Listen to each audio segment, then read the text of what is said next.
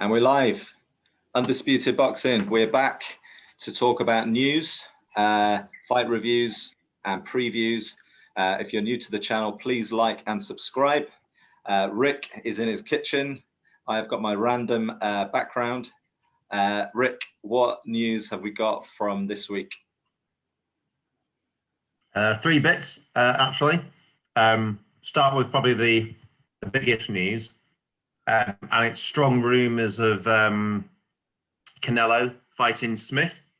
And at first, when I heard this, I thought, oh, is this another one of matchroom boxers going off on their own?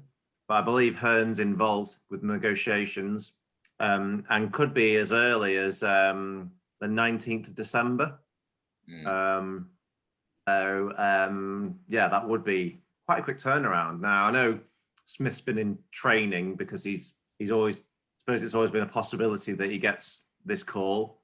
Yeah. I've not heard from him, but I know Hearn said that he's, been in training and he knows he could get the call. So hopefully he's been training for him. But it's a quick turnaround. There's no kind of talk on where it's going to be yet. But it is rumored that on DAZN, and he'll be promoting himself. So that's really big news, and that's great because I think Smith has got the ability to give Canelo his hardest fight. How do you see that? Yeah, I mean, I was quite shocked as well, because when obviously Canelo had taken a lawsuit out against Golden Boy and DAZN, I really thought that was going to be the Canelo's Callum Smith and Billy Joe Saunders fight. I thought that'd be up in smoke, and I thought we'd probably see a unification between those two. But it seems, I don't know, Eddie Hearn seems to have positioned himself pretty well with Eddie Reynoso, who is the manager for Canelo, I believe. And yeah, I think there's some news outlets that are reporting that it's pretty much done for December. I mean, it's going to sound like it's a quick turnaround or short notice, but I think Callum Smith has been probably training for this maybe for the last 5 or 6 weeks. They've been sort of promising, this fight. So I don't think they'll have been almost planning for this fight for a while, and so is Canelo. Would it be his toughest fight out there? Potentially. I still really like the Jamal Charlo fight for Canelo. I think that has the potential to be really interesting as well. But yeah, it's a toss-up maybe between Jamal Charlo and Callum Smith. But a great fight, and I'm sure that'll probably be on pay-per-view, and that'll be a week after AJ Pulev as well, won't it? Yeah, I mean, it could be 3 pay-per-views in a row, because still saying, I mean, we haven't had an announcement yet. One's due on Monday about Tyson. Yeah, but they're saying that he's the world heavyweight champion, so he'll be on pay-per-view. So it'd be almost like, 3 weeks in a row, I think, of pay-per-view. Wow. Yeah. So well, I'm not sure how. Yeah, I mean, I'm super pumped. It's going to be great to have Canelo, headlining another show. I'm a huge fan. I still think, obviously, there's a lot of debate on pound for pound number one. I still think Canelo ranks, number one for me, and it's going to be great to see him back. So yeah, fingers crossed that comes off. We'll do our predictions if it's actually announced, obviously, and that. But what's interesting is it still could be with DAZN, which kind of shows maybe Canelo's beef was Golden Boy, and he has no problem working with DAZN. He just wants to pick his own fights and promote himself or do co-promotions. But yeah, that's a bit of a fingers up to Golden Boy, really, if this gets made and it's on DAZN. Yeah, it really is, and it just actually shows the the pulling power that DAZN still have. A lot of people saying it's not really working, and etc. etc. They're still putting together, a pretty good schedule. If they can pull that fight off on DAZN, I think it's going to be a major coup for them, and sets things up nicely for 2021. Cool, awesome. No, yeah, I really hope that comes off. What else is? Other news is 2 other bits. So there's, I want to say it's rumours because I think enough people have said it, but I mean, I saw the interview from Frank Warren. So Frank Warren did a Friday night show on BT Sports, and it had I don't know if he was headlining, but it had Tyson's half brother on it. Everyone says it's his brother, but it's his half brother. Okay. And he was quizzed about Fury. Why haven't we heard news? And he said he will be fighting in December. It'll be, we'll have news of an announcement on Monday. But he said that Shelley Finkel and co. Have put the contract issues to a judge, and they expect a verdict not next week, the week after. So it doesn't sound like it's fully gone away. And whether it will be a ruling of you've got to fight them next, or you can have your fight in December, you've got to fight them again. I'm kind of hoping, I don't know, half of me hopes it gets ordered. If it's going to get ordered, I hope it gets ordered for December, because I'd rather see Fury fight Wilder than the horse crap that's being talked about at the moment. Yeah. But I don't want it going into next year, because I think that just gets in the way of Undisputed. So if it's like, you can fight, you fight in December, but you've got to fight Wilder, well, that's going to be a March, April fight. And then it's like, well, when's the Joshua fight meant to happen? And then he'll have to fight Usyk, and we just lose, we start going the wrong way. Yeah. And I kind of want everything to fall in line so we can get an Undisputed. But yeah, so I don't know enough about the legal side, but obviously, one party saying it's clear the contract had expired, so it's about an expiry date, and the other said it hasn't, and they obviously feel they've got a point, otherwise they wouldn't go to a judge. So yeah, it's a little bit of a twist really, because it felt like it was almost done and dusted, like, right, that's not going to happen. Yeah, it just sounds like a real mess, an absolute mess. One side, and it's kind of all hearsay as well. One side saying one thing, the other side saying the other. I mean, the fact that Tyson Fury, he's just kind of getting on with it. He wants to fight. I mean, he didn't necessarily have to fight again. He could have waited for next year and wait for crowds to come back. Fair play to him. He's getting back in the ring. Okay, competition isn't going to be that great if what we're being told is to be believed. But yeah, I'm the same as you. I really hope it just gets resolved and we see Fury AJ next year. And if he has to drop the WBO belt, he has to drop the WBO belt. But I don't know. I don't know.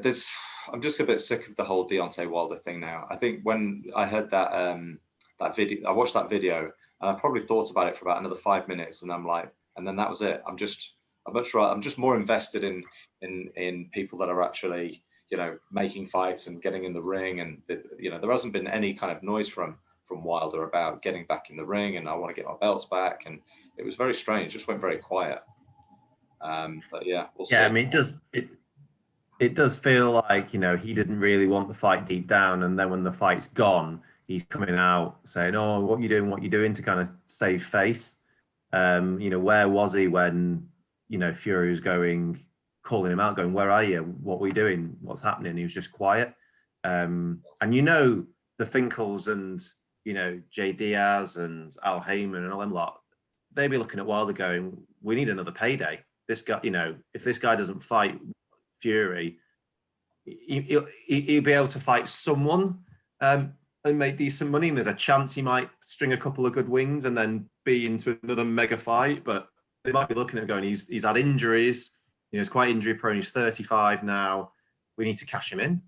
Yeah. And if he does land that right, then it's game on. But if they don't make, they can probably make the 20 millions from the Wilder fight, from the Fury fight. If they have to then fight a lower level, that might only be a few million, and then there's risk and all that. So, I think they're Finkel and Co. should be like, we just need to get him in the ring. We need to get that last payday out of him because we've got nothing else. So yeah, it is messy though. It is.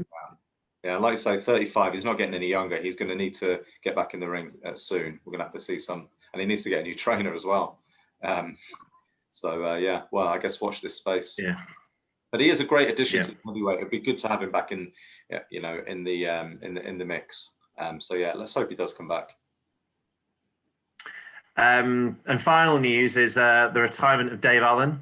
I know you've never been a massive fan, and I don't think I have boxing wise, but there is something about him that he does drive a lot of numbers versus his skill level, he put something out on Instagram saying, I'm not gutted it's over. I'm gutted it. I'm just pleased it actually happened.